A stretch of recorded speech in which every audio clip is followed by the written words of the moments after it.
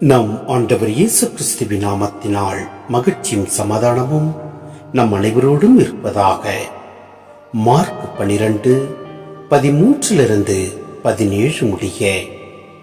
பரிசேயர் இயேசுவை அவருடைய பேச்சில் சிக்க வைக்க ஏரோதியர் சிலரை அவரிடம் அனுப்பி வைத்தனர். அவர்கள் அவரிடம் வந்து, போதகரே, நீர் உண்மையுள்ளவர், ஆள் பார்த்து செயல்படாதவர், எவரையும் பொருட்படுத்தாமல் கடவுளின் நெறியை உண்மைக்கு ஏற்ப கற்பிப்பவர் என்பது எங்களுக்கு தெரியும். சீசருக்கு வரி செலுத்துவது முறையா இல்லையா, நாங்கள் செலுத்தவா வேண்டாமா என்று கேட்டார்கள்.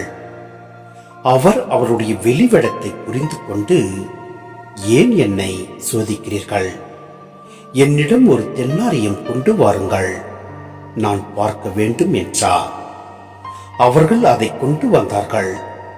இயேசு அவர்களிடம், இதில் பொறிக்கப்பட்டுள்ள உருவமும் எழுத்தும் யாருடையவை என்று கேட்டார்.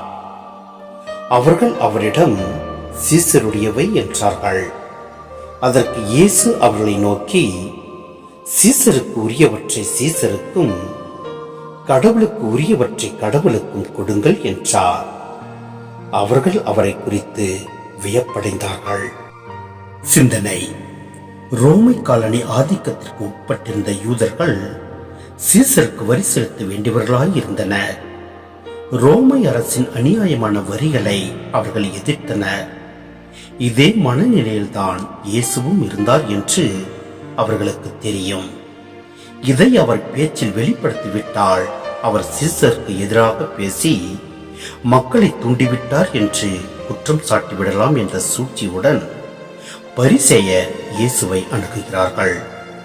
பரிசேயரின் சூழ்ச்சியையும் அவர்களின் வஞ்சக புகழ்ச்சியையும் சரியாக எடை போட்ட இயேசு நாணயத்தில் பொறிக்கப்பட்டிருந்த உருவத்தை பரிசேயரின் கவனத்திற்கு கொண்டு வருகிறார்.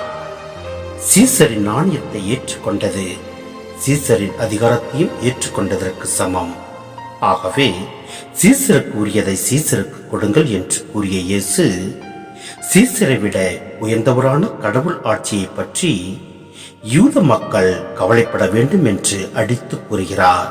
எனவே நாமும் கடவுள் சாயலில் படைக்கப்பட்ட நம்மை நம் ஆண்டவரிடத்தில் ஒப்புக் கொடுப்போம், அவர் வழியில் நடப்போம். அப்பொழுது எல்லாம் வல்ல இறைவன் நம்மை நிறைவாய் ஆசீர்வதிப்பார். ஆமென்.